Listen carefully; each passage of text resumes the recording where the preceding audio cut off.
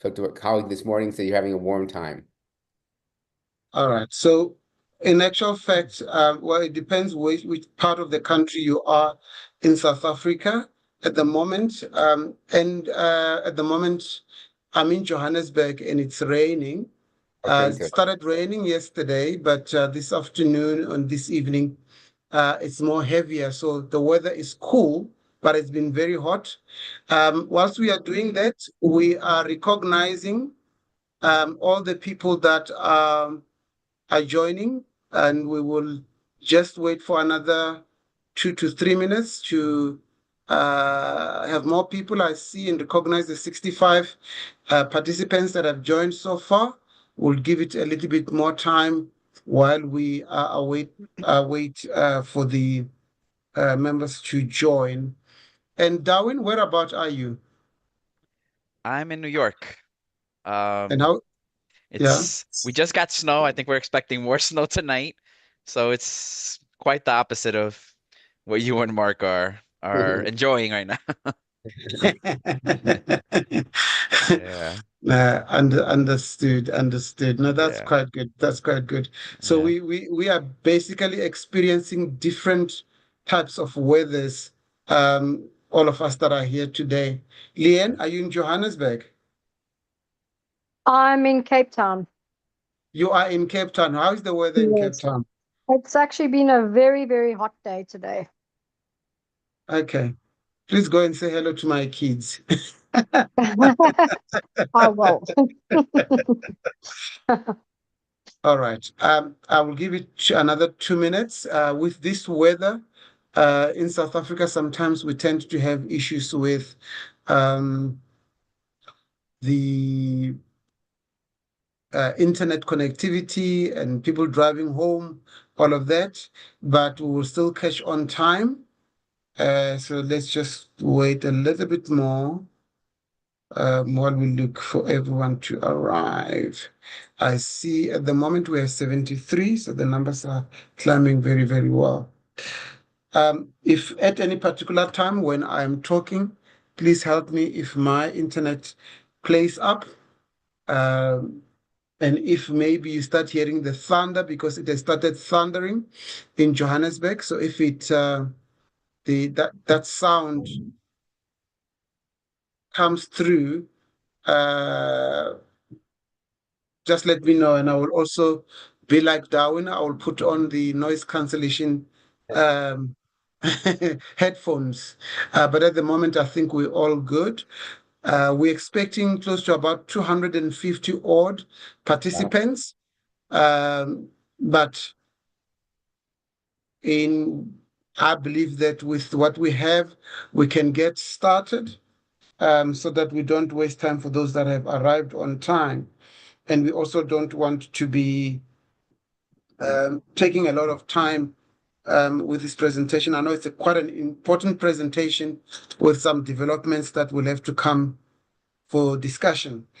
So I think with that, ladies and gentlemen, I would like to welcome all of you that are joining us now. For those who don't know me, my name is Casey Makubele. I'm the CEO. By now, nearly everyone that is attending, you should know my face, you should know my name, or you should have heard about me. So, and if you don't, please, I need you to send me an email at ceo@sada.co.za with a good reason why you don't know who I am.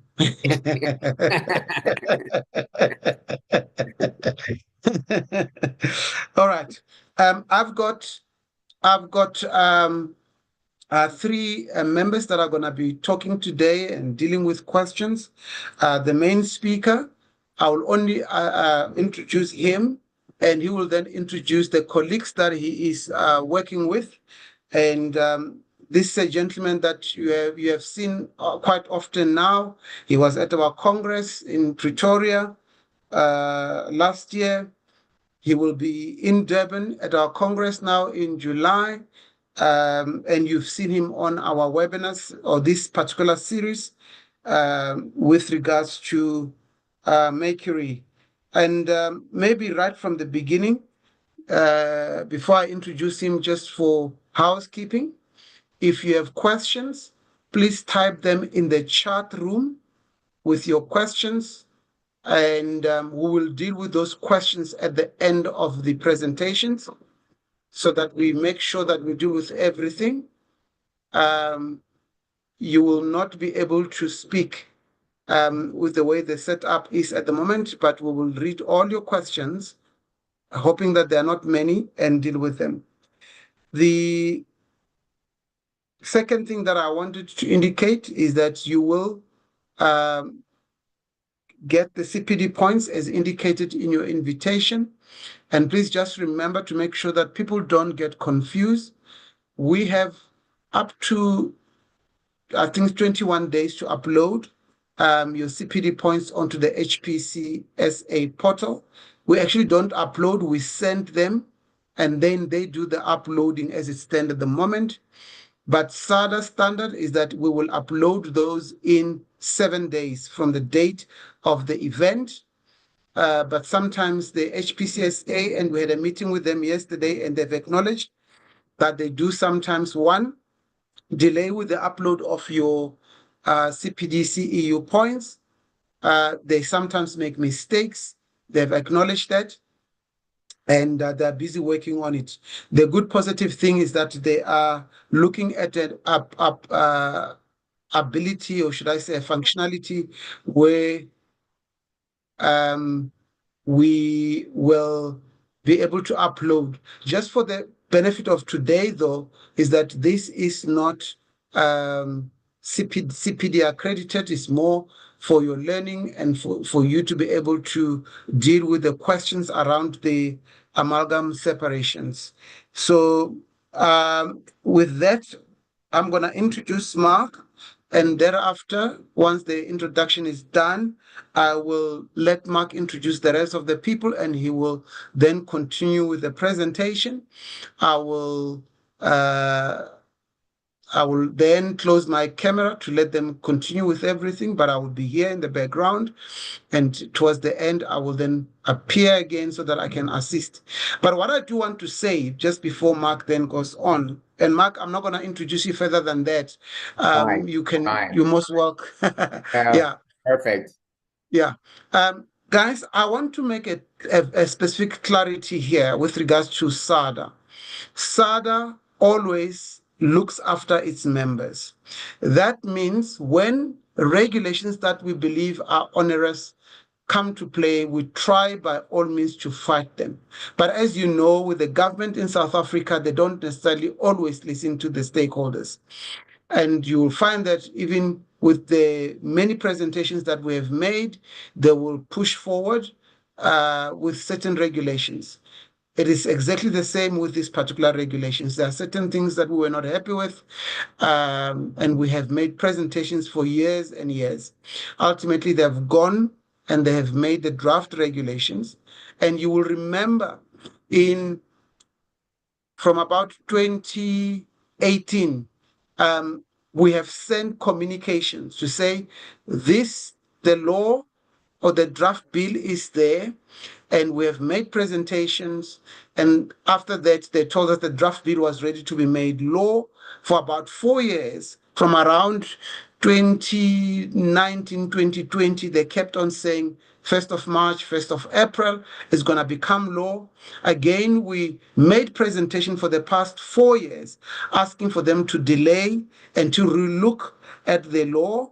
And whilst the delay was granted, they really haven't looked at the law that much. We don't believe that the changes that they've made were substantive enough.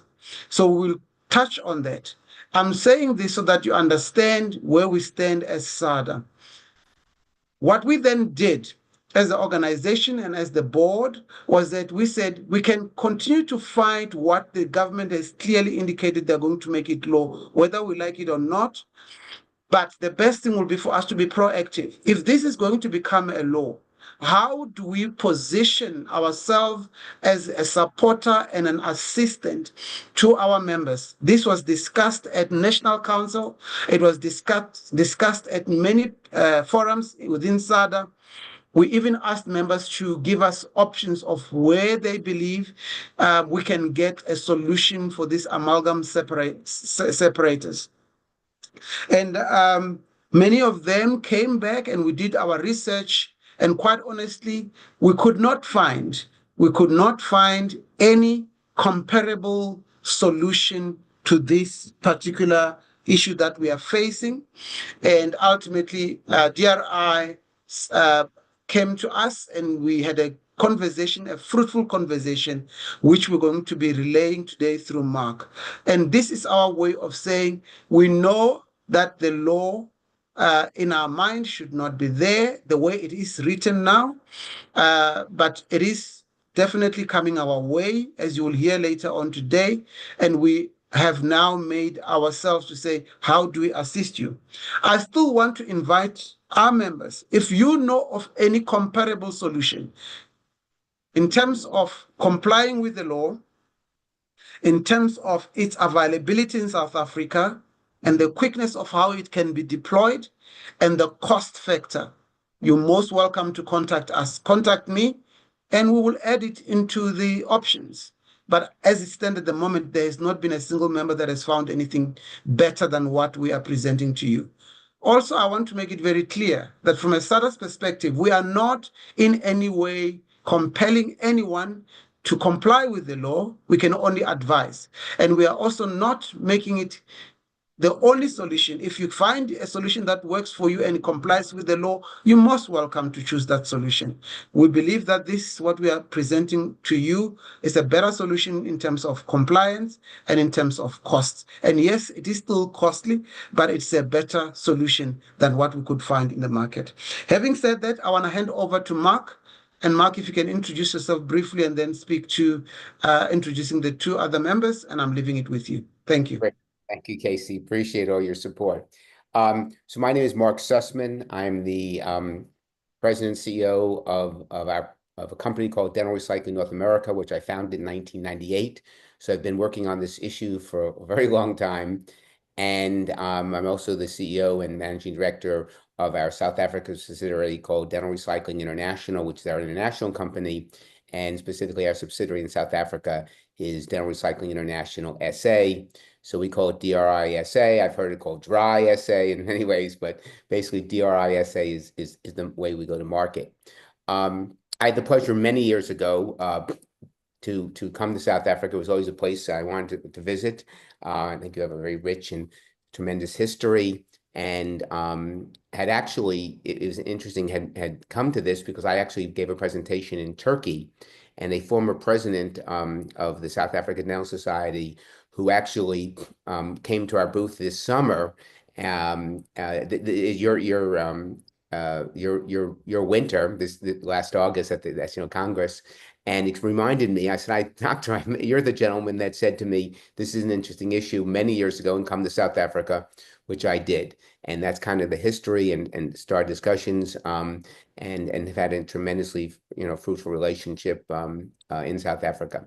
So in order to kind of be a viable solution to this, we obviously had to look at the different parts in our experience in the US.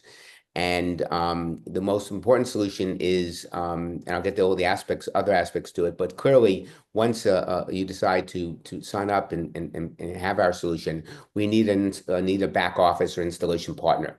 And no question, I looked for the best, and I believe I found the best without any question in Wright Milners.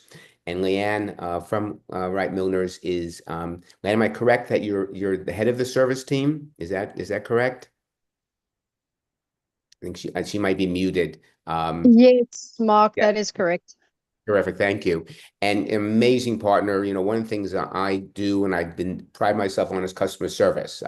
Whenever I go to a restaurant or someplace else, I said, I'm a demanding customer because I really give tremendous customer service. I pride my career on that, and I'm very, very thrilled that we have that same ethos, that same spirit in Wright Milners. And I think those customers can speak of the efficiency of LAN in handling their request, and in doing so. So we're very, very excited about that, and very confident that we have the right people to undertake a very, very important part of this whole process.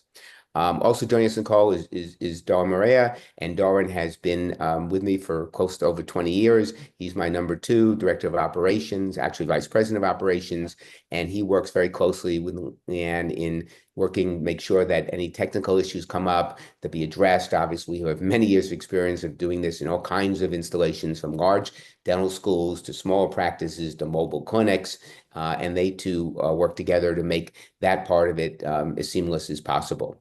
So we have a great team. I'm very proud of my team. And what my goal is today is really to educate. It's not to advocate, but to educate.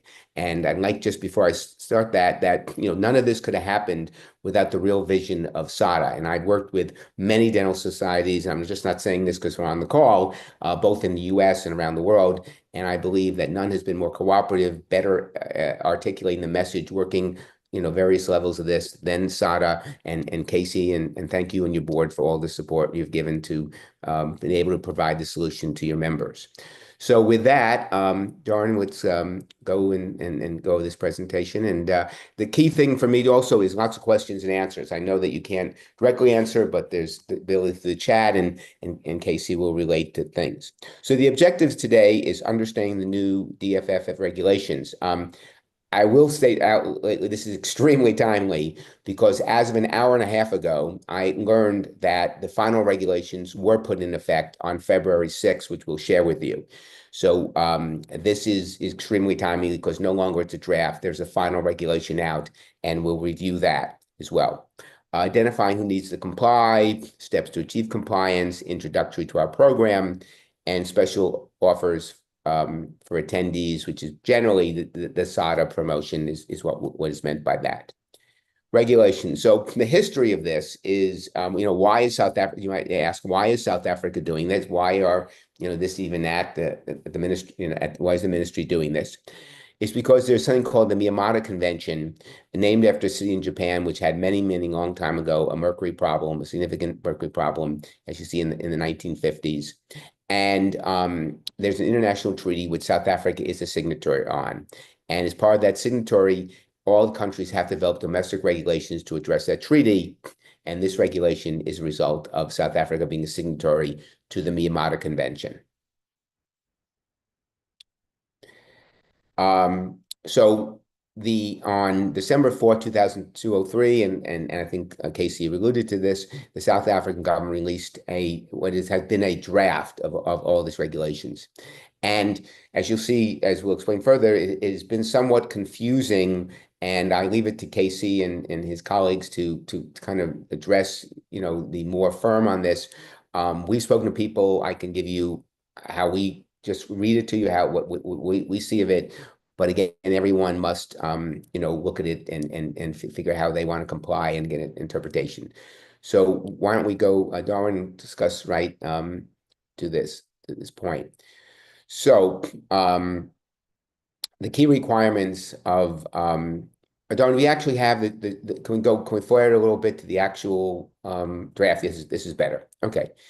So this came out on February 6th, so last week. And it to the left, you'll see is the page that the minister signed it. There's a QR code on this presentation for anyone that can actually go directly to the regulation.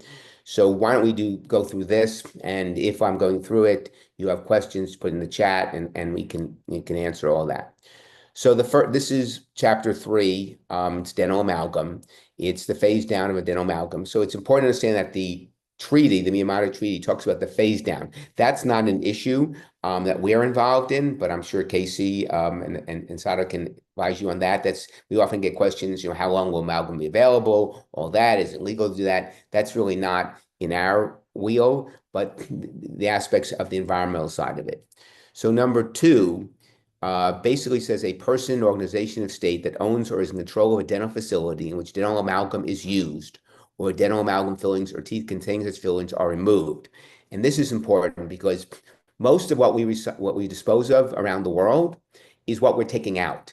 As most of you know, amalgam is decreasing as a property. So I often get the question, well, I don't use amalgam, so why do I have to install an amalgam separator? That's not how the regulation is written. It's written to prevent the amalgam, which is 50% mercury, from going in the environment.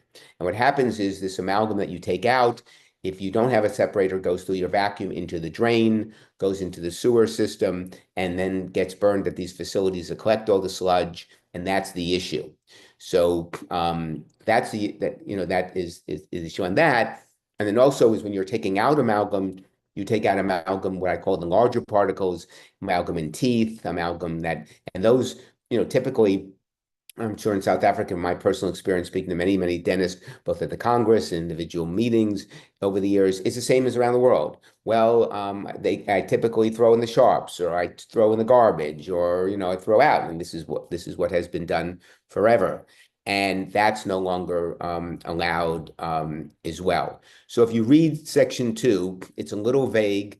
It says this is where the vague comes in. It's basically saying you have to use an amalgam separator today.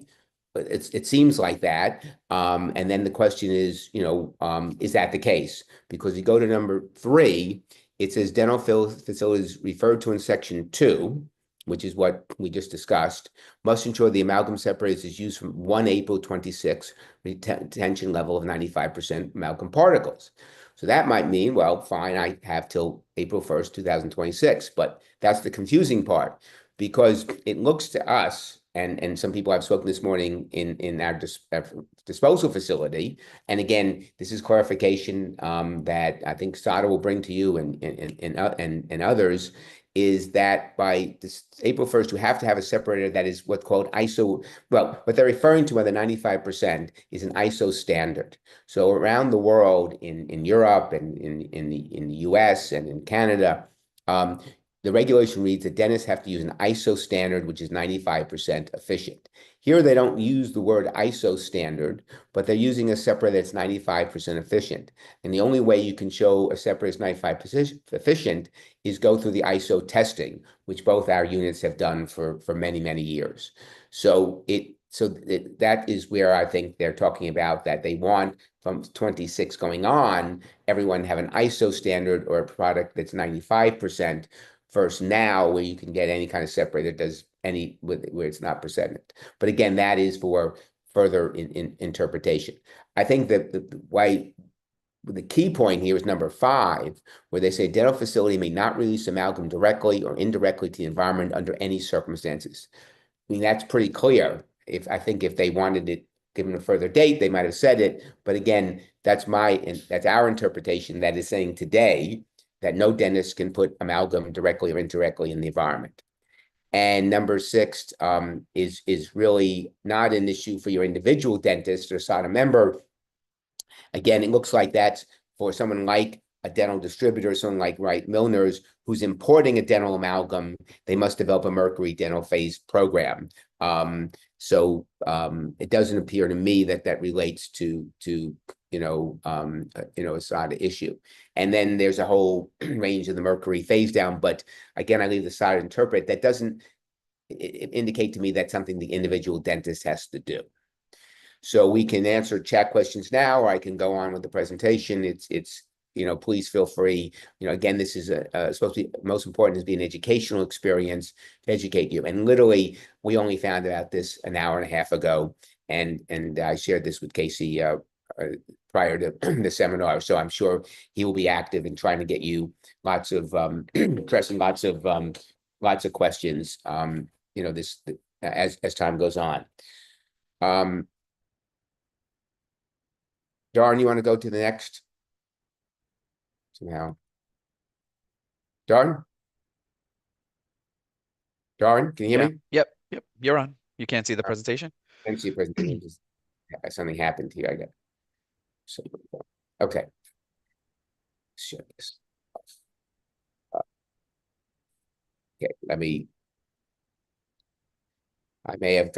have a technical issue. Let me just see if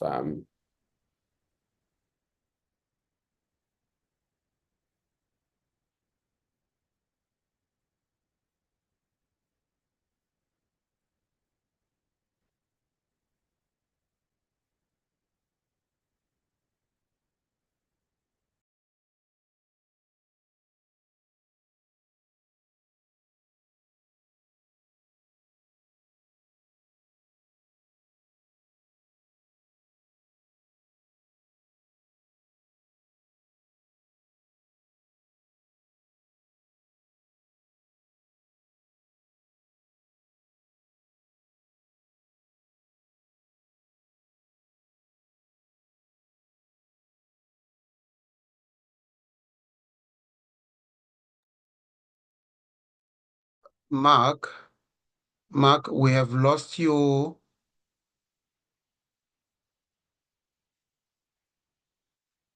audio.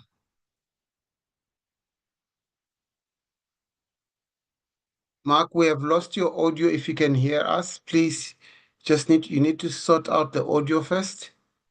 We can see you are talking, but we have lost your audio. I do apologize to the attendees. We will allow Mark to sort his audio while he's doing that. Just on the question that was asked on the instruction I gave, the correct answer is that the questions must be posted on the Q&A section. And thank you for that. Am I back, Darwin? Mark, there we go. You're back now. Please start from where you were. That's great. Darwin, go back to the last page. I apologize, I had a technical issue here. Internet just. Darwin? Can you see the presentation or you cannot? No, can you? Yeah, it's being shared, so me restart the sharing. Okay. I think the rest of us can see it.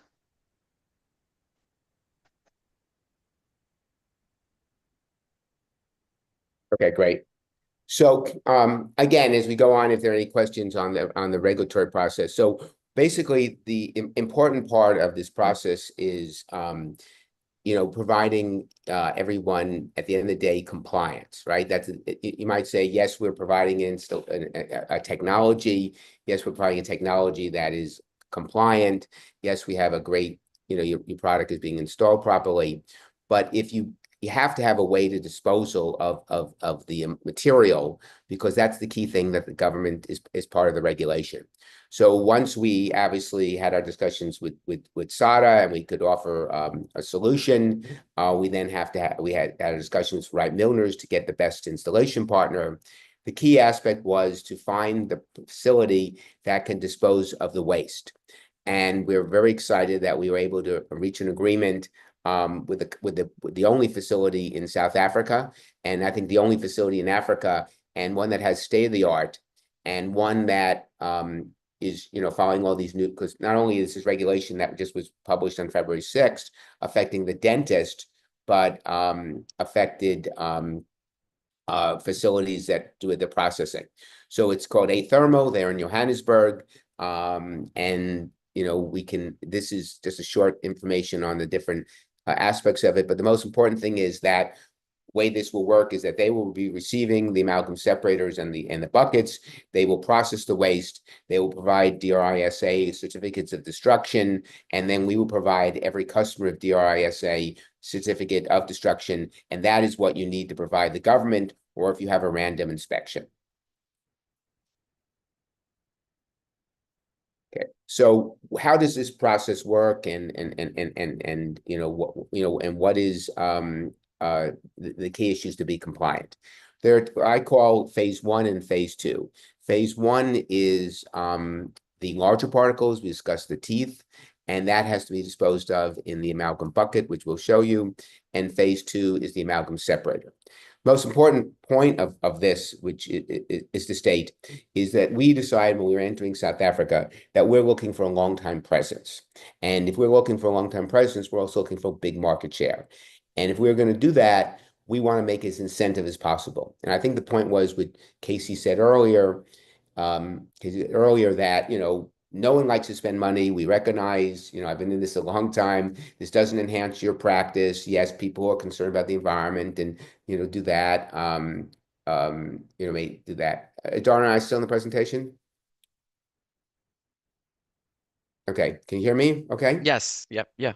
Yeah, we can hear you, Mark. Okay, it's fine. It's how the presentation, Darwin, went left. I know what's happening. You can see if you can get back up. But basically, the point of it is that we decided to approach SADA with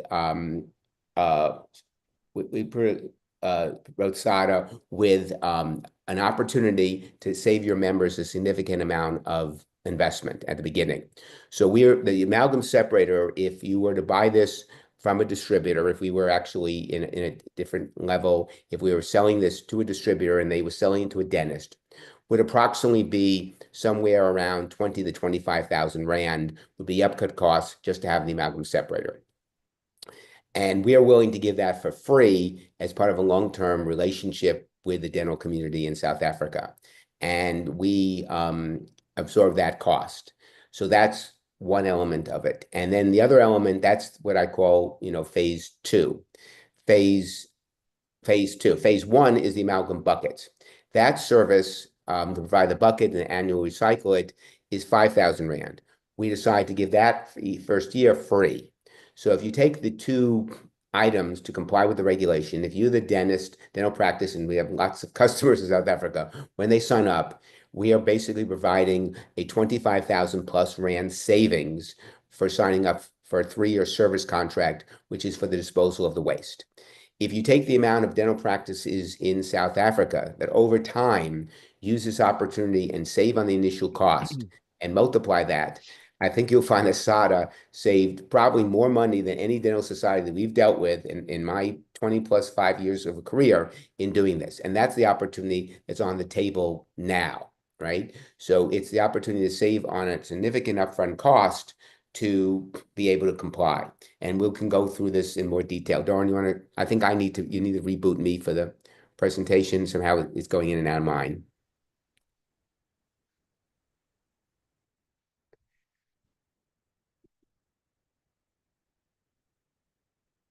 You could, can everyone else see it, Doran? I think everyone should be able to see it. I'm not sure why. Everyone can see the presentation, Mark. Okay, I'm going to let me maybe go to another screen. If Darren, you can't get it on here, I can.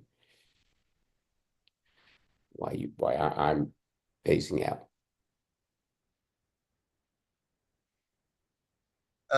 Well, Darren, Mark, yes. I can talk through it. Darren, tell me the next pages, and we can go through it.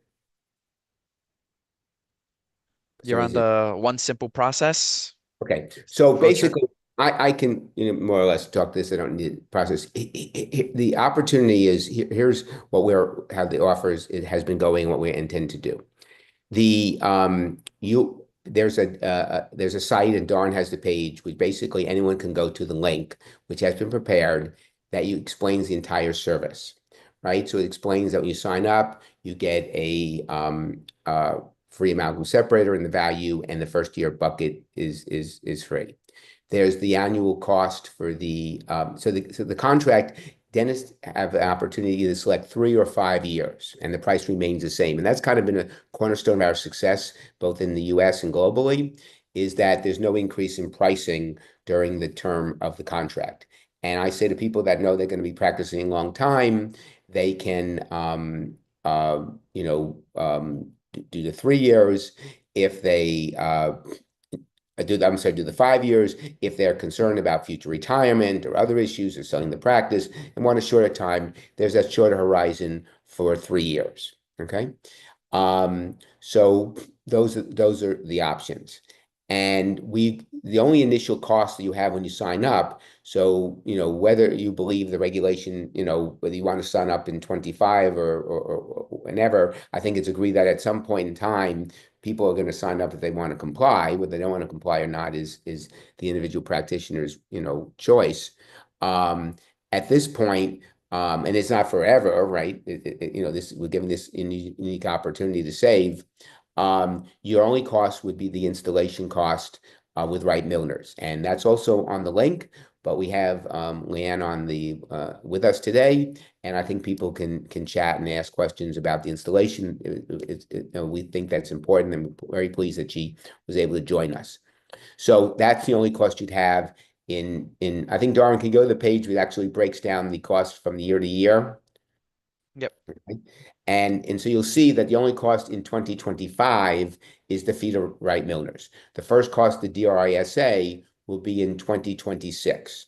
So in 2026, you'd pay for the first year of the amalgam separator. There'll be no cost for the bucket service because that's the part of the free service for the year that you're getting. And then you'd be billed 2 more years, and you'd be billed both for the separator and the bucket. And if you did it for 5 years, you'd see the flow. is the same.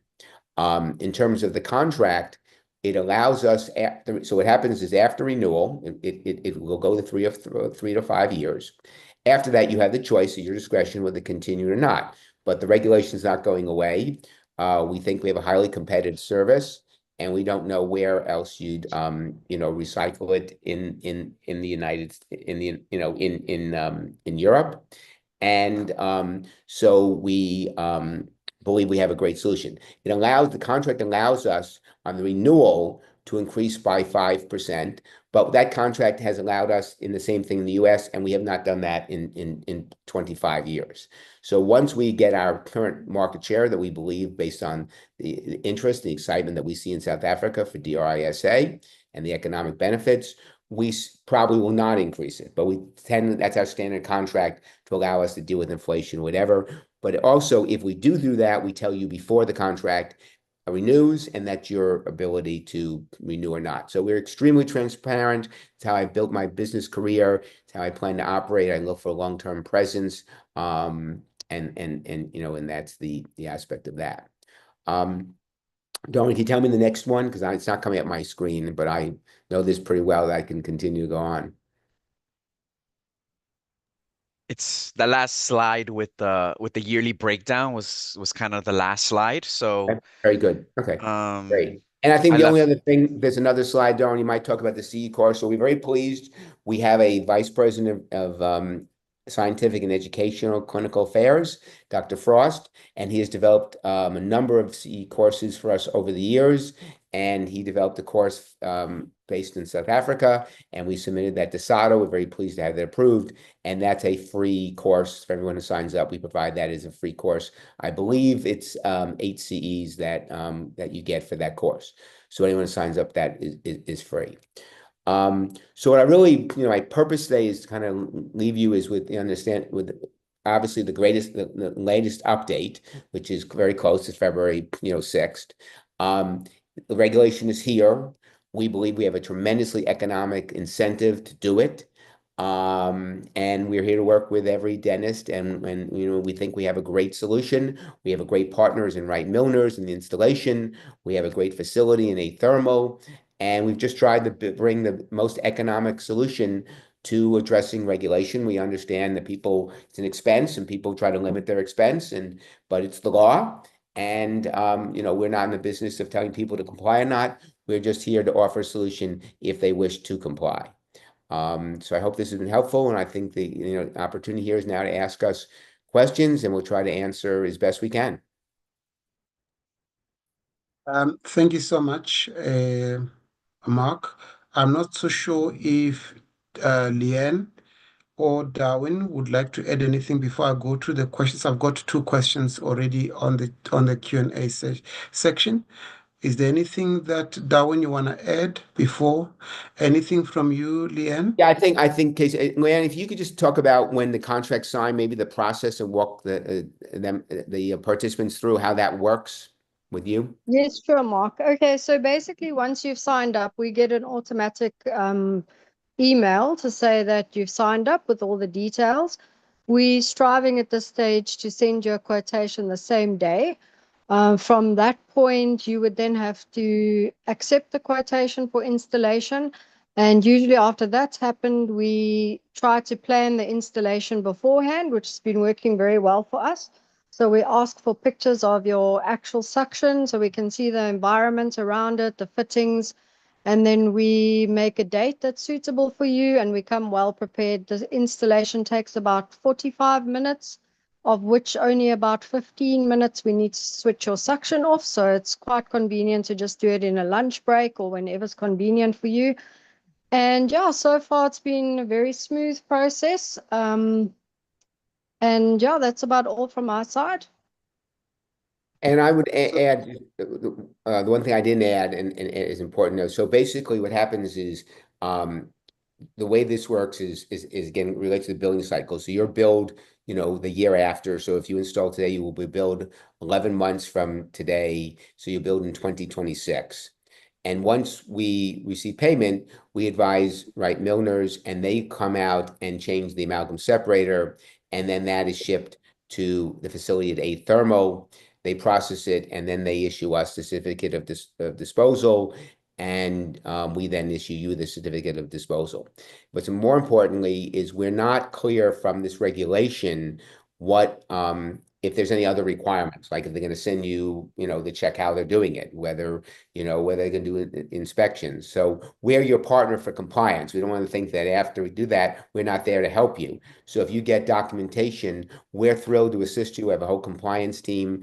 We're going to actually set up a separate email address, so you can do that, but you can email me, you can email Darwin. I know Leanne gets a lot of questions. She comes back to me. I work pretty much on South Africa time, so I WhatsApp, our staff WhatsApp. So, although we're not physically present in South Africa, we feel we're in South Africa, and we're going to install all that. If you get a random inspection and there's an inspector, we're glad to have that conversation. So we want to assist on that process. Thank you so much. I think let me go to the questions that we've got online, and please, if you still have more, go ahead. And just an update to my introduction is to let you know that for this webinar, in actual fact, there will be a 1 CEU point. We do not believe that we will have to stay until 8 o'clock. So there will definitely be, for all the people that are attending, a 1 CEU point for practice management. There's a question from Dr. Ruguba. I was with him last weekend. He says, not this past one, the other one. He says, thank you for arranging this webinar, CEO. I have questions. One, and Mark, if you can answer it, please try, and the team, if not, we can always get back to him. I'm a maxillofacial surgeon who does not remove amalgam filling by drilling it out. On the very rare occasion, I extract a tooth with an amalgam filling, less than 5 per year. It does not make financial sense for me to outlay a substantial amount of money to purchase the equipment. Has any research been undertaken to determine what percentage of population have amalgam restoration, I suppose, in South Africa? Are you aware of the information that is looking for? Yeah, so a great question. So one of the things is, and we want to again reiterate, Casey, we're thrilled to be at Durban this July, and Darwin will be with me. And last year, this is why it's so important to attend the Congress. The head of the doctor's specialty came by our booth, and he said, he's a maxillofacial surgeon, and what's the situation now in the U.S. There's a specific regulation that exempts those specialties from having an amalgam separator. In South Africa, it does not. So my advice is you're the compliant, inquire, do it. But what we do provide the solution, and we actually were recommended for his association, and the emails have gone out, is that we recommend the bucket. So because you do take the teeth out, and as you talked earlier, so several of those members in his field and part of the local, South Africa, I think it's called, Darren, do you remember what it's called? I think it's the SADS or something. Do you know the doctor? I have the doctor's name, but he's the president of the local association. And I believe it begins with an A. Lovely, lovely gentleman. And a number of those people have bought the bucket. So my suggestion is, again, I can't, I'm not here to say, if that specialty shouldn't do it. It's as I tell everyone, you need to comply. But I would think, at least following the direction of his colleagues, he might want to consider purchasing the bucket and make the argument that is how I'm in compliance. But again, I want to make clear, I don't want to tell anyone what to do. They have to feel what they feel more comfortable with based on, a solid decision. So I hope that answers in a way. No, thank you so much. But I think what is also helpful with this is what you have said, that in the USA, there is an exemption to the specialties, and maybe what we will do from SADA's perspective now that this has been made law is we will seek clarity. We will seek a meeting again with the powers that may be to clarify, and this is one of the questions that we will not just ask, but we will push for them to be exempted. Right. Thank you so much. I think especially because if you're showing that you're using the bucket to capture the teeth, then that's the only amalgam you're literally taking out. So why, separator, from a technical point of view, the separator doesn't do anything, right? And if you need any Thank you assistance so much. in the US, we're glad to do.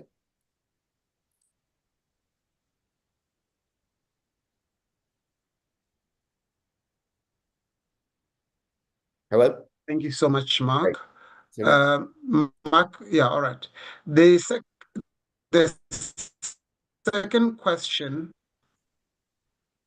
the second question from Dr. Ruguba as well. What about, I found this interesting. Actually, I never really thought about it. But what about crematoriums?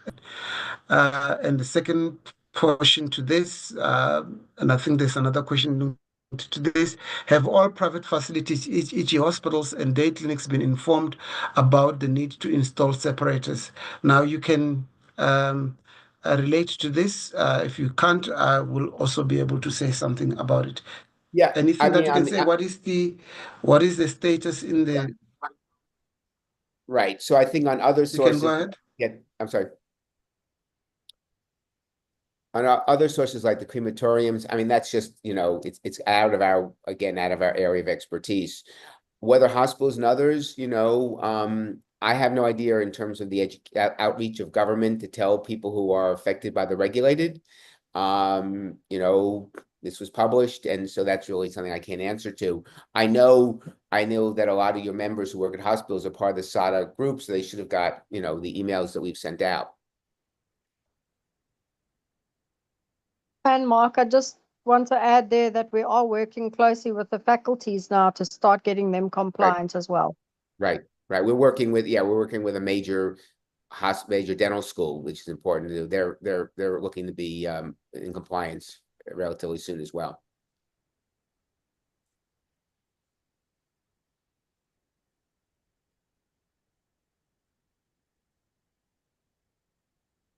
All right. Guys, Mark, can you hear me? I can hear you now, Casey. I'm fine. I'm not so sure when Leanne was speaking whether it was my line, but she was breaking up. Yeah, I think what she said is Leanne, that. if you want to repeat, Okay. okay? You can Yes, repeat for her. I just mentioned that we're currently working with the faculties to get all the government clinics and all the teaching hospitals compliant as well. Thank you so much. Okay, then the second question, or the next question is from Miss Kenny, and she says, "Can I pay once I have proof of recycling of my amalgam?" And I think this is directly to you, Mark. Yeah, I mean the problem is as you can appreciate, we have to be a financially strong entity to be able to do this, right? We're thrilled to be able to do this. So if we don't succeed, no one succeeds, because I think you alluded earlier, Casey, that that we don't believe there's a better solution in the market. So it just we basically are providing the service, and we need that first year's payment to do the recycling. And because part of this is it needs to work seamlessly. And if we have additional costs running after money or doing all that stuff, we ultimately have to pass the cost on to our customers. So that's a policy that we just have, and it's firm. So we provide the technology, and prior to the recycling, we need payment of the service. Maybe can I ask this question slightly different? Okay. Is that at the moment the regulation puts the requirement on the dentist to comply, Right. and the dentists are using a service provider like DRI to do the work.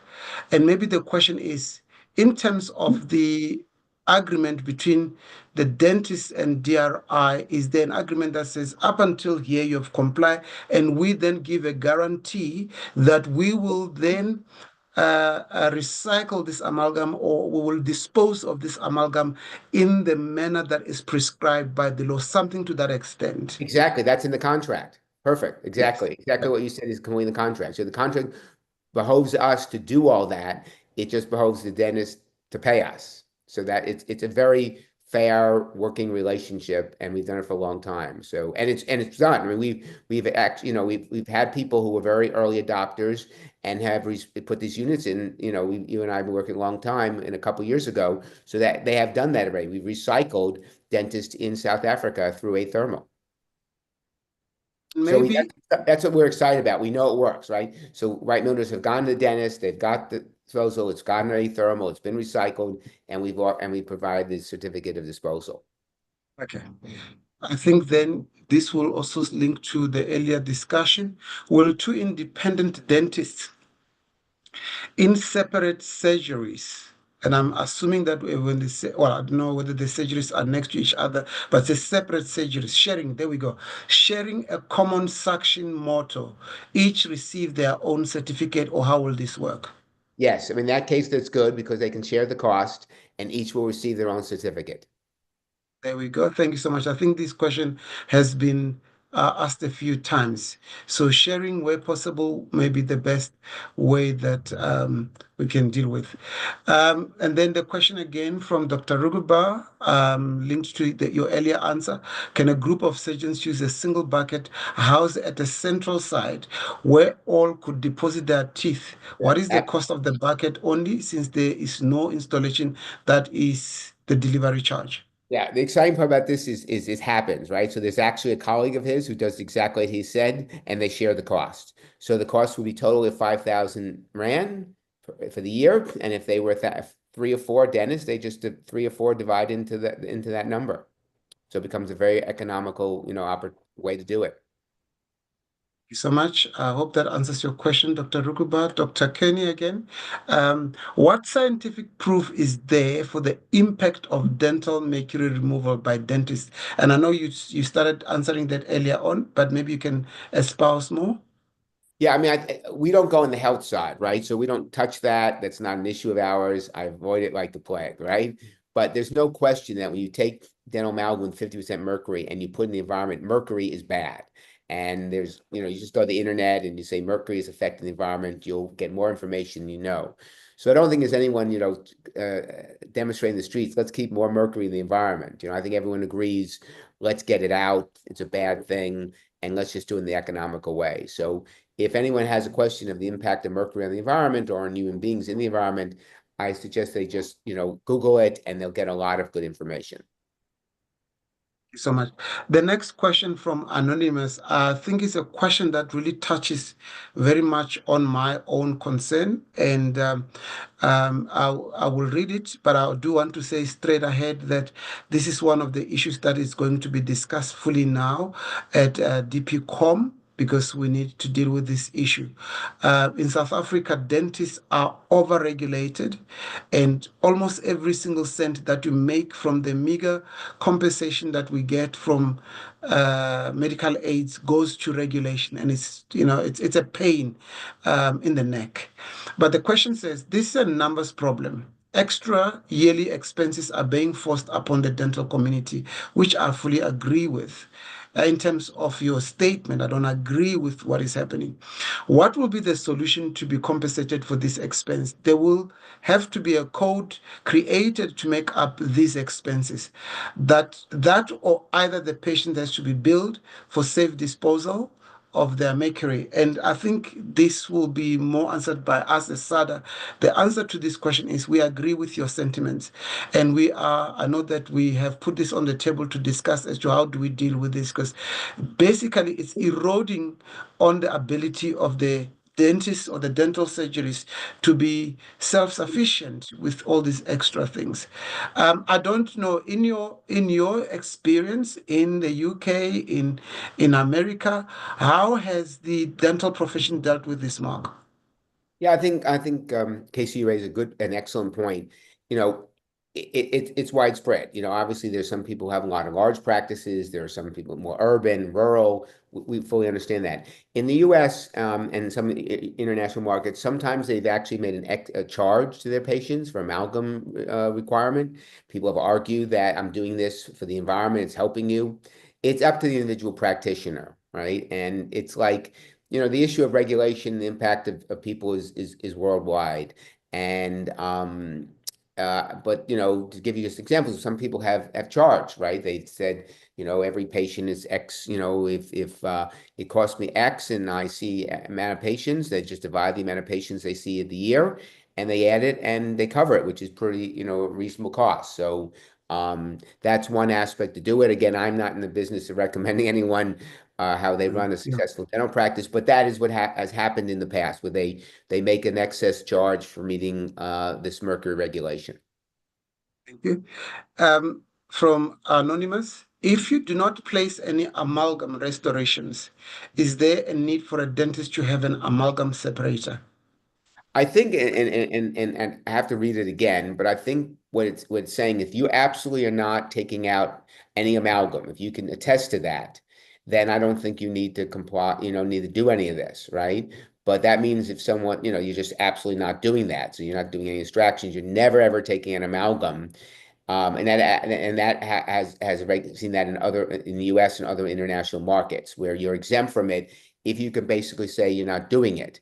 The downside is if you get randomly inspected and you don't do that, this is a $5 million RAND fee, for non-compliance. And it's one of the most onerous I've seen around the world in terms of penalty. So it does make one to think about, be careful about this, right? But yes, if you're absolutely not placing amalgam and you're never taking it out, then again, you're in a better position and you'll ask the question to get that interpretation, but that what it looks like it appears to be. You would not have to comply. All right. Thank you so much. And I think that's an important question. And what I would like to do as we go along, Mark, with all these questions that are being asked here, that we create a FAQ kind of a process, because there are people that aren't here today who we got 163 out of the 250 odd members that registered. But I know that with now this becoming law, there will be more and more questions, and some of these questions are going to be repeated. So I think it's important that we start creating some sort of an FAQ. Right. Now, and the next thing, I was going to say, in addition, we find that the WhatsApp works very well. Right. And so it's very easy for my customer staff to arrange. So if any of your members wants to have a WhatsApp call, we can arrange that because it's very easy for us to do it in their off hours. So that's another option we'd like to provide. We'll have a discussion on that. What will the cost be of buying the bucket and getting it disposed of after 12 months without having the amalgam separator installed? So this maybe speaks to the question that Dr. Ruguba and another member referred to. Right, it's just 5,000 Rand. So that includes the bucket itself as well as the disposal. Okay. Yes, and the certificate. The certificate, and this is done after 12 months. Yes. That's right. So what happened is Wright Milner's, in the case of, I think in case of land, when they're not getting a separator, we just ship them the bucket, correct? That's correct. We're not charging at all for the bucket. Right. So we just ship the bucket. So if in the case where they're not buying a separator, they pay for the bucket.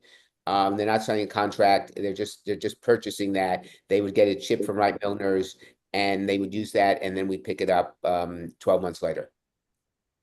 We've got 4 questions left that are open, so I'm going to push through.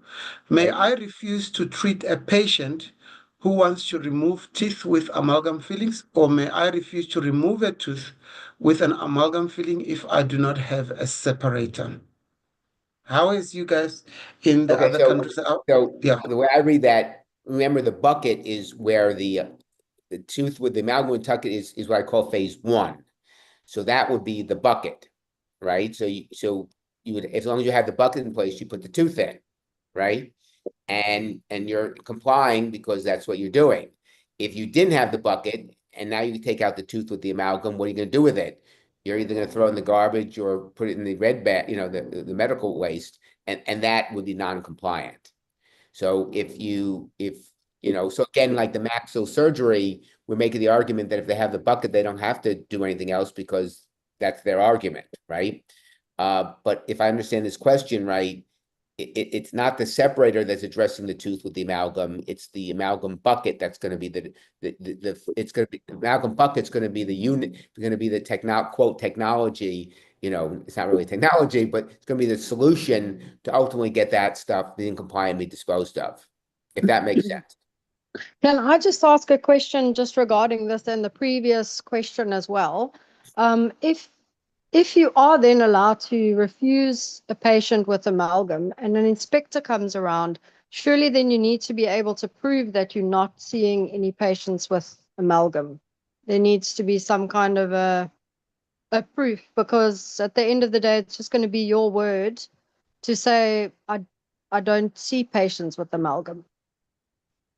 And then you stand the chance of getting the fine if you can't prove that you're not seeing patients with amalgam. Yeah, excellent point, Luann. Luann, excellent point.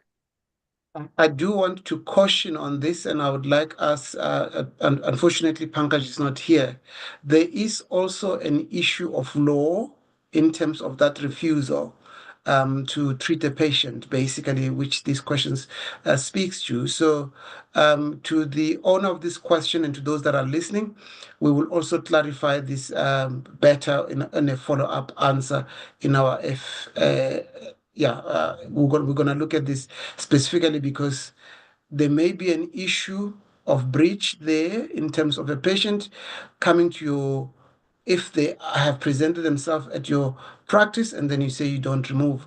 There may be an issue, but I would like to clarify this at a later stage. From Dr. Brown, what happens to the value of the silver in the amalgam?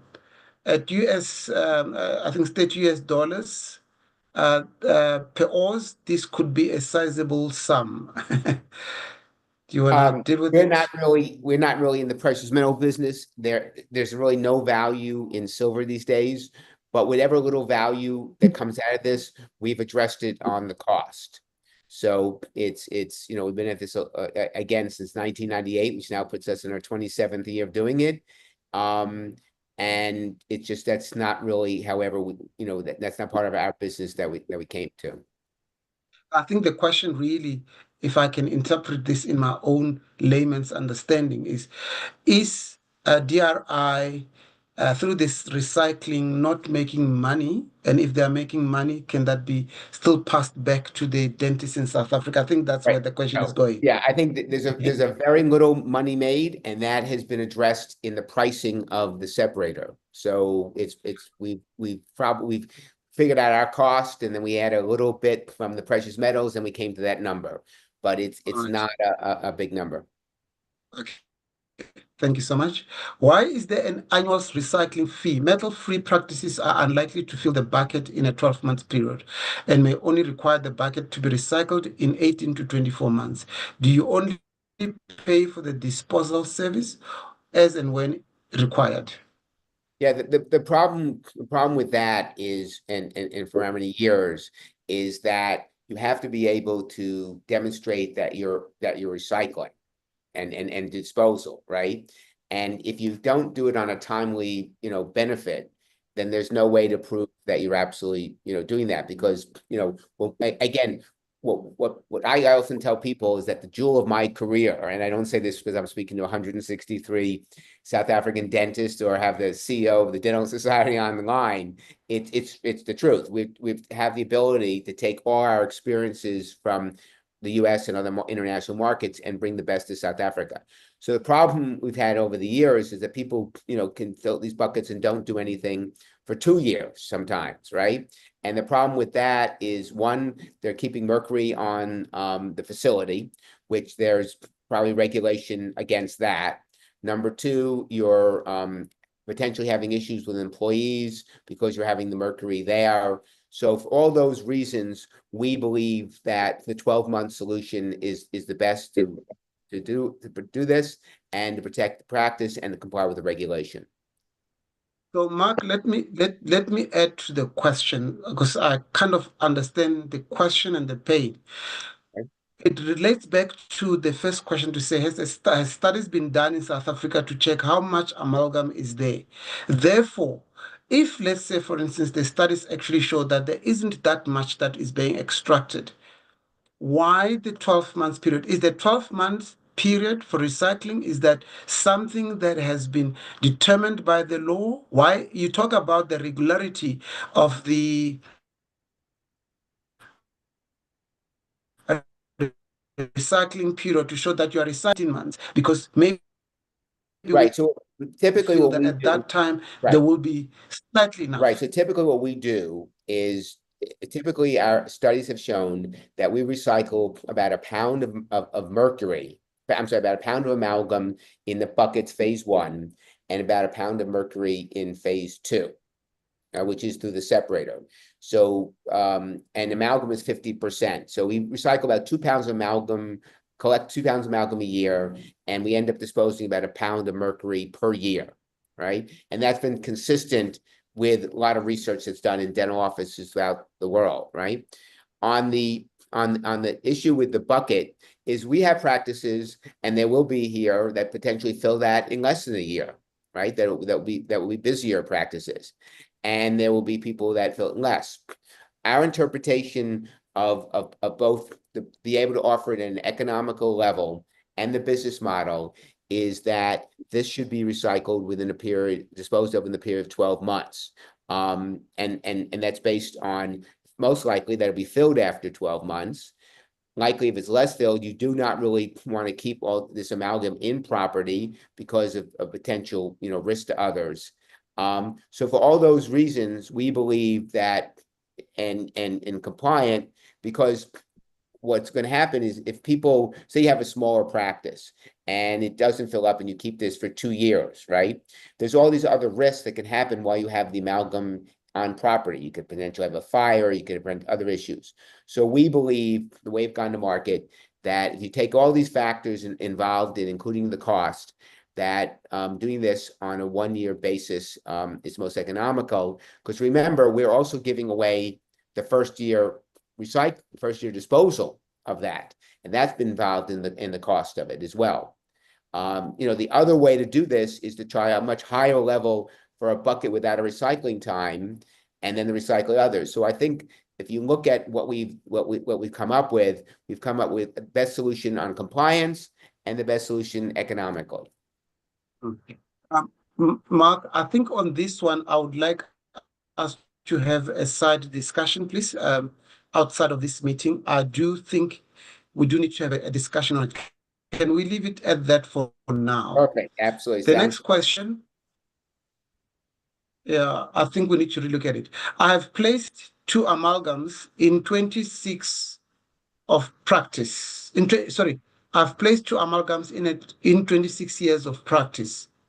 I am assuming at some point, when almost all amalgams have been removed, we will get no longer need the DRISA services.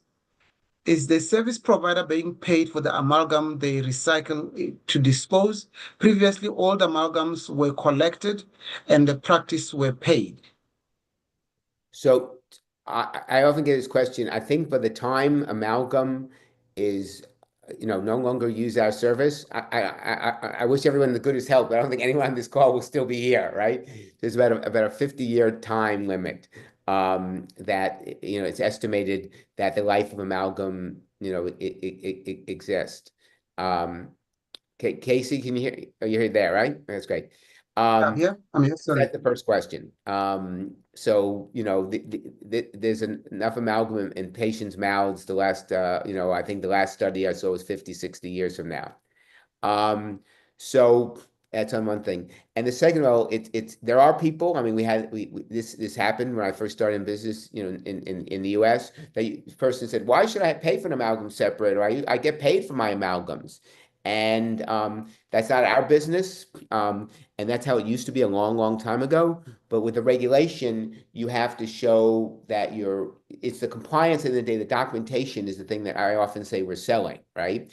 And there are people who pay dentists for this amalgam who aren't really properly disposing of it. They're not, and then the dentist will say, and it's the same in South Africa as in other markets, the generator is responsible for the disposal. Right. So if, for example, the dentist collects amalgam and, a gentleman comes and takes it and the dentist thinks, well, that's good. I sold it to him and now it's his responsibility. That's not the case. It's the generator whose responsibility to demonstrate is properly done.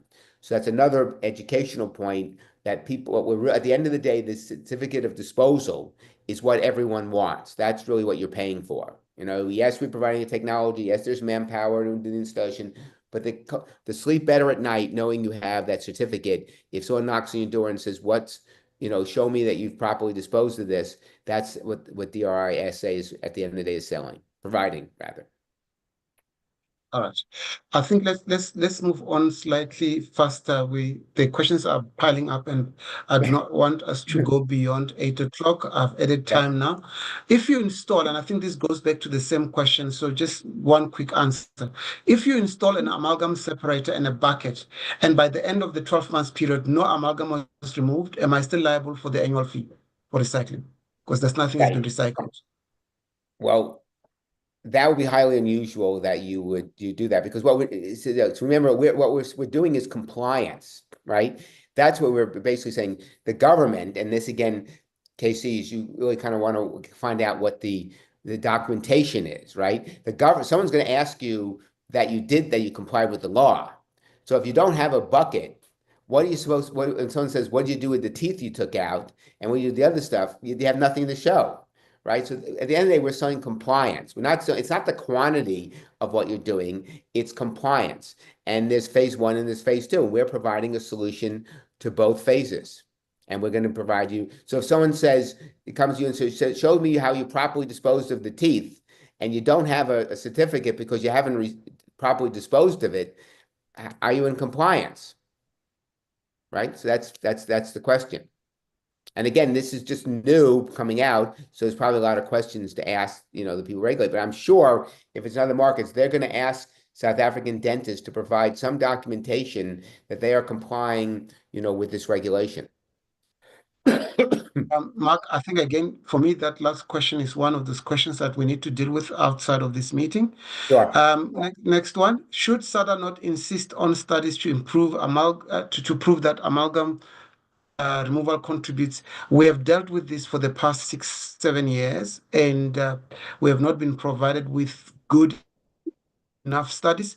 And as I indicated right from the beginning, the South African government are not necessarily responsive to stakeholders. And when they decide to make it law, it's made law. Like I said, I think I've dealt with this issue right from the beginning. We will then again deal with this in our meeting with the regulator very soon. So I'm going to leave that. And then the next question is about the concern of cost, that SADA needs to investigate local engineering to bring costs down. Dentists are being held hostage here. Like I said right from the beginning, again, we are not specifically working with DRI. DRI, as it stands at the moment, is the better cost that we could find. Anything else in South Africa, we spoke to people in Durban that said they could provide. I think 2 others. When we compared the cost, it was too high. And I'm still inviting the members. If you can find any other solution, we will absolutely be willing to look at it and give it out. This is not an exclusive agreement, and any cheaper solution, we will definitely look at it. The next one is from Dr. Desai. Will the 5,000 annual cost for just the bucket and the safe disposal of the bucket remain the same from year to year, or will it increase? If it will increase, what will the annual cost be after year 1? I think they're talking about percentage increase here. Yeah, so the point of it is we've been very successful by keeping Mark? our costs. Yes, can you hear me? Can you hear me? Yes, Casey, we can now hear you. I Yes. can hear you now. So what happens is majority of people who sign up are signing up for a complete service, right? So it's 1 or 2. So the bucket is in the contract. So if you're guaranteed 3 or 5 year without increasing cost. If you buy the bucket, like in the case of the maxillosurgeon, if you're buying the bucket alone and you decide you don't need a separator, that's non-contracted, but we do not intend to increase the price. And if a particular dentist would like us to lock in the price, we'd be glad to do that as well. We haven't had a situation where someone's asked us for a contract just on the bucket, but we would be open to do that to make sure that they see no price increases. The next question, I'm sure the attendee, Anonymous, you were not here when we started the meeting. The regulations has been signed into law on the 6th of February. So this just happened last week. We have just gotten news about that. So it is law, to answer your question. And I'm going to move on that. The next question, how do you prove that you are not seeing patient with amalgam? Should the question then be, can you prove the dentist is dealing with amalgam? Again, this is a very difficult question to deal with on this level. I don't think any of us can say anything. The only thing that we can say is that if you have some sort of a contract and a certificate with a proven or accredited solution provider on this, that's what you can provide. But again, we don't know how and what the government is going to require at that stage when they do this, when they start looking at compliance. So it's not an easy question to answer. All we can say is for those that are compliant, there will be a way to prove through the contract as well as the certification. So I'm going to leave that one on. And the next question is, as an interim measure, and I think this is to SADA, should not bill a 9099 unlisted dental procedure or services when removing an amalgam to recuperate the extra costs incurred by this legislation. Long term, I imagine code will be developed. I'm going to deal with this because remember, even your 9099, you're only limited to 6 months for this. So we don't have much time anyway from the time that this is made law. So we will look at this. It will be part of what the dental practice committee will deal with and give an answer as to how we should deal with that cost. I'm going to then move on to the next question. Guys, I'm going to ask that we now close off because we're 9 minutes to closing. The question is there not a possibility of a smaller bucket? And I think this was in my mind as well. Is there not a possibility of a smaller bucket at a reduced cost for metal-free practices? And I think this is a good question, which I was going to ask if we're looking at the cost, the way it sits at the moment. But remember, if I understand, the bucket is not being charged for. It is the recycling that is being charged for, if I understood what Leanne said. But I'm going to leave Mark to respond to this. Yeah, I mean, exactly. I mean, there's two things. At the end of the day, you're paying it for compliance. I think that's a better way to dispose of it, right? You have to prove the government that the larger particles are being disposed of. We've actually sourced a lot of buckets in South Africa that get the best cost, right? And this actually was the best cost. And because they were small buckets, but we have to import them to South Africa, which ended up being 3 times the cost of this. So again, it's not, you got to view it, it's not the bucket, it's the disposal costs that we're doing, right? That's the end of the day what we're providing. And you know, Casey made a good point, it's the compliance, right? And if you look at, I think, you know, this would be a lot more discussion, more education. I think it's a good thing, F&Q, because the government made the regulations so onerous on the fine. You know, all this has to be debated within the fine cost, right? Because this becomes very mute if you don't do it and get caught, right? And it's a risk factor, you know, that's at the end of the day. And my career is providing low risk, you know, to make sure our customers have low risk. That's what it's about. So the bucket, if I got you a half the size bucket, it doesn't reduce my costs significantly, right? So that's, you know, and we might look to do a better education of understanding, because people might think, well, they're getting this bucket, get me half a bucket, I'm going to save half the cost. It's not the case, right? Because remember, the transportation is included. There's a lot of costs that go into, you know, providing that certificate of compliance. So it's more likely that you're paying this money to be in compliant with the regulation. That's the sell here, right? And the individual practice has determined, is that yearly charge seem pretty reasonable to be in compliant, given you're getting 25,000 Rand up front. And most of our customers today have agreed with that. They think it's a value proposition. They don't like doing it, but they know it's a regulation, and they think it's a reasonable cost and the best cost they found in the marketplace to do it. Thank you so much. And please do look at the screen. I have responded to some of the questions that I think are straightforward so that we don't waste time. We've got 6 minutes to go. I've left one question that came from Ms. Kenny. We used to place the amalgam, because I think this is important. We used to place amalgam in X-ray fixer solution in a closed jar. Then I then had it recycled after about every 5 years. So I think this speaks to that question of, can't we keep it longer? Right, but the question is, you should ask her, did she take all her amalgam? And is she saying she took all her amalgam that she took out, extracted teeth from the chair? Did she do that? But the point of it is, and again, Casey, I think we need to, maybe we'll have other opportunities to educate. These people did this on a voluntary basis. There was no regulation in it, right? So how carefully they did it, how much they did it is not the question, right? What we provide a solution is that every year, if under our program, and if dentists don't like our program, they can find another program, right? But under our program, we believe it's best interest that if you're inspected, you have a certificate that shows that the larger particles in the teeth were properly recycled, right? And if you don't have that, the question is, what have you done it? So, that's how we do it. We believe we're doing it in a cost-effective way. But it's a marketplace. If people don't like it, they could say they can look for other service. But the other thing that's critical here is that we have we picked the best there is in terms of the disposal, because we've done an audit. We know this company does everything by the book and they're the best. There are other people who aren't doing it right, and that's a question. So you want to make sure that the person, the service you're getting is doing it right. At the end of the day, you pay for you get what you pay for. That's really what I say. And I think these costs are reasonable. All right.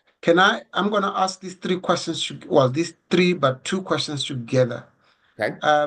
The first one is, I think it's a request. Is there a possibility of cost spread over 6 months or the duration of the year instead of a once-off payment?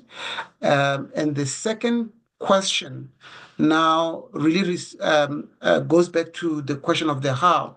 I think it's the matter of transparency, as to say, how can you please give us more information on how you are going to dispose of the waste, and maybe answer this and add together the following for me is, in that contract, is there, and I know that you said that you're contracting with the members to say you are doing it the correct way and in compliance with the law.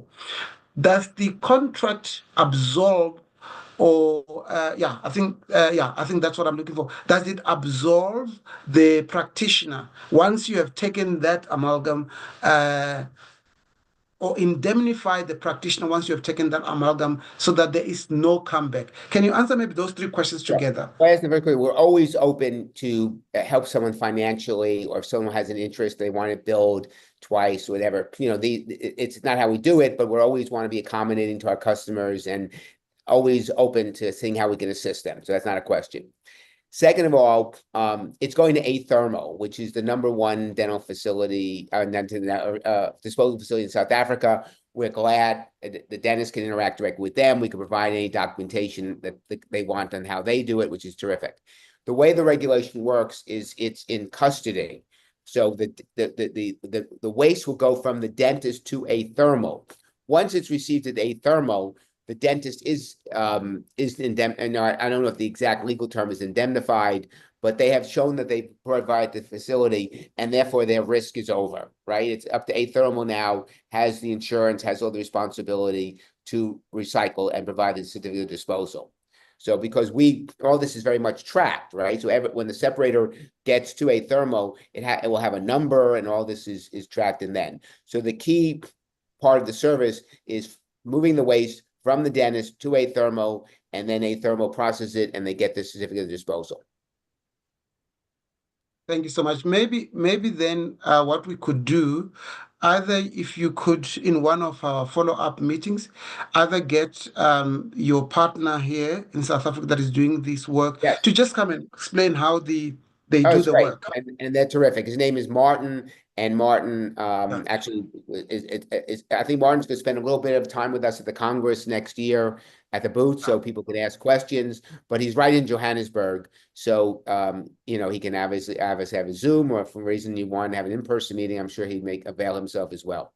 I would like that, because there were quite a few questions on the how part, and I feel that we haven't really dealt with it enough. So And if one we of the can things do we might, we did last year, we didn't have a big attendance, but we did at SADA. He and I did a presentation in Pretoria on the processing as well. Just weren't not many people, but we could continue to do that. And might do another webinar on that too, whatever works. Absolutely. So thank you so much. The other thing, there was a question on whether the slides are we're gonna make them available. Yes, we'll make them available. I'll get them from Mark, and then we will I'm sorry, you said find what a was way. available, Casey? What are we going to make available? The slides, Oh, the slides, yes. the presentation. Darren will email that to you, yes. Yeah.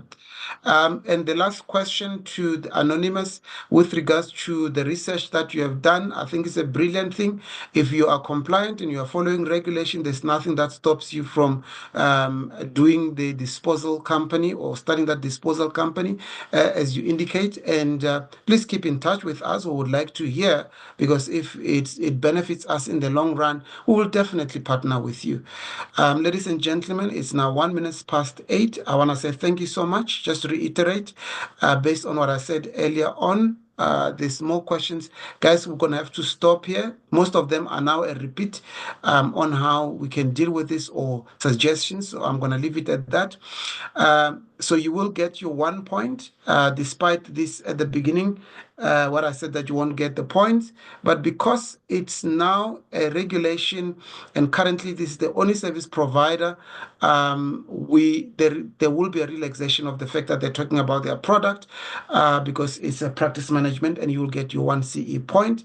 Remember, again, it's uploaded onto the HPCSA within 7 days after this event. Sometimes the HPCSA take another 7 days to process, although they've informed us that they are working on the turnaround times yesterday.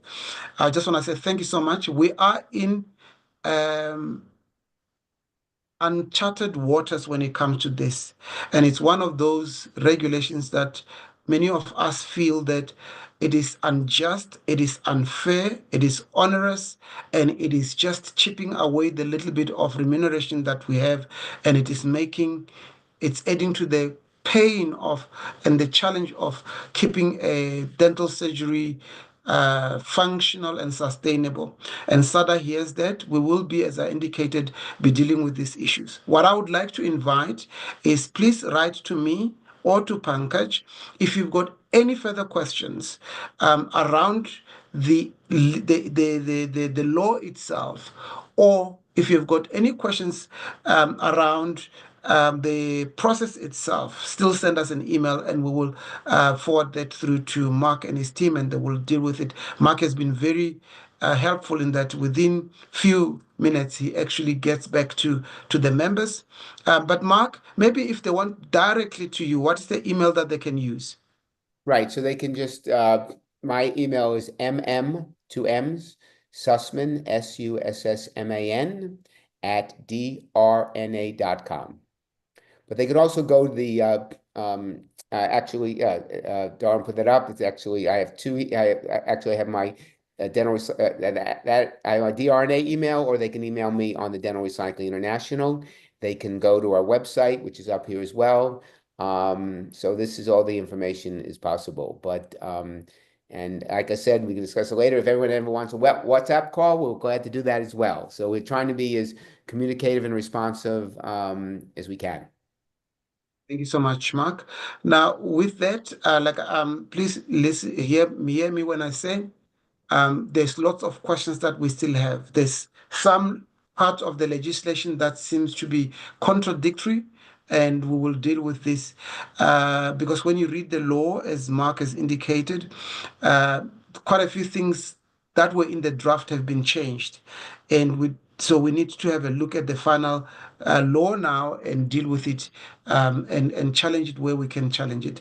But thank you so much. If you've got any further suggestions as well, or as I said, if you meet or you've got people that can provide the solution differently, please be in contact with us. All we are interested is to assist our members to comply where it's necessary, or give them the option for compliance. I really want to say thank you so much. Mark will definitely be back again. We will Great. speak to him. We're going to clarify certain questions. We're going to come with FAQs on this as well, so that it's available all the time when people are signing up.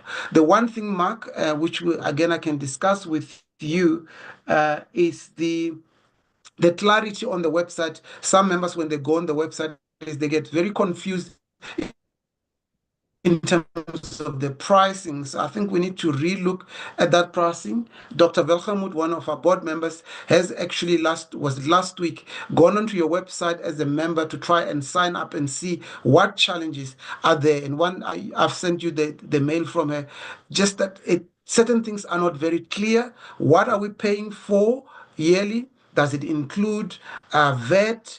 Does it exclude VAT? That 5,000, right? All of those things. I think we need to be very clear if we can restructure the Right, we're communication. always welcome to suggestions are great, and the way we can improve, we're always open to it. So I guess the one thing I would leave, Casey, with you and your members, is somehow people think if they delay, it gets cheaper. And I've been at this a long time, and delaying it only gets more expensive. So that is that. So people who do want to comply, my suggestion is earlier is better, but that's just my opinion. But we're here to assist in every way we can. I know what Mark is saying, so I would say this to everyone: compliance is a choice in this case. We as SADA are just giving you the platform to be able to comply in the best possible manner we know how, and we welcome any suggestion. So because of the agreement, if you sign early now, and we'll be communicating very soon again, but if you sign early with DRI now, you will definitely save money. But if you sign later, and particularly when the agreement has reached the level of preferential rate treatment having gone. By the way, this is only offered to SADA members specifically. So please do utilize the system and utilize the preferential rate that we have negotiated on your behalf. Ladies and gentlemen, thank you. And to Mark, to Darwin, to Leanne, thank you so much for your time tonight, and God bless you. Thank you, Casey. Thanks, Casey. Thank you, Thank Casey. you, Casey. Thank you. Bye. Thanks. Bye-bye. Bye bye. Bye.